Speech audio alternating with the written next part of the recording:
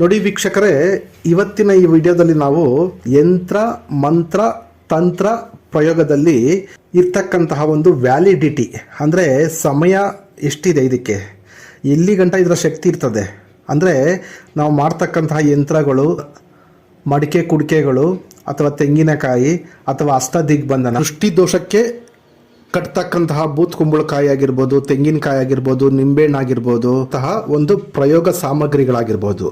ಈ ಪ್ರಯೋಗ ಸಾಮಗ್ರಿಗಳ ವ್ಯಾಲಿಡಿಟಿ ಎಷ್ಟು ದಿನ ಇರ್ತದೆ ಅಂತಂದರೆ, ಇವತ್ತು ನೀವು ಯಂತ್ರ ಮಂತ್ರ ತಂತ್ರದ ಪ್ರಯೋಗ ಸಾಮಗ್ರಿಗಳನ್ನು ತಂದು ನೀವು ಧಾರಣೆ ಮಾಡ್ಕೊಳ್ಬಹುದು, ಅಥವಾ ನಿಮ್ಮ ಮನೆಗಳಲ್ಲಿ ಧಾರಣೆ ಮಾಡಬಹುದು, ಅಥವಾ ನಿಮ್ಮ ಆಫೀಸು ಕಚೇರಿಗಳಲ್ಲಿ ನೀವು ಅದನ್ನು ಅಳವಡಿಸ್ಬೋದು. ಇದರ ವ್ಯಾಲಿಡಿಟಿ ಎಷ್ಟು ದಿನ ಇರ್ತದೆ ಅಂತಂದರೆ, ನೆಕ್ಸ್ಟು ನಿಮಗೆ ಗ್ರಹಣ ಬರುತ್ತಲ್ವಾ, ಸೂರ್ಯಗ್ರಹಣ ಆಗಿರ್ಬೋದು ಅಥವಾ ಚಂದ್ರಗ್ರಹಣ ಆಗಿರ್ಬೋದು, ಆ ಗ್ರಹಣ ಬರ್ತಕ್ಕಂಥ ಸಮಯ ತನಕ ಇದರ ಒಂದು ವ್ಯಾಲಿಡಿಟಿ ಇರ್ತದೆ. ಅಂದರೆ ಇದರ ಒಂದು ಶಕ್ತಿ ಸಮಯ ಅಲ್ಲಿ ಗಂಟ ಇರ್ತದೆ.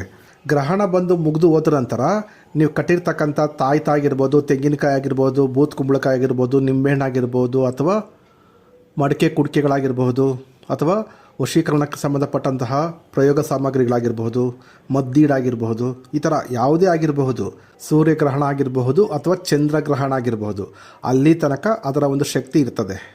ಆ ನಂತರ ಈ ಸಾಮಗ್ರಿಗಳ ಶಕ್ತಿ ತಂತಾನೇ ನಾಶ ಆಗೋಗ್ಬಿಡ್ತದೆ.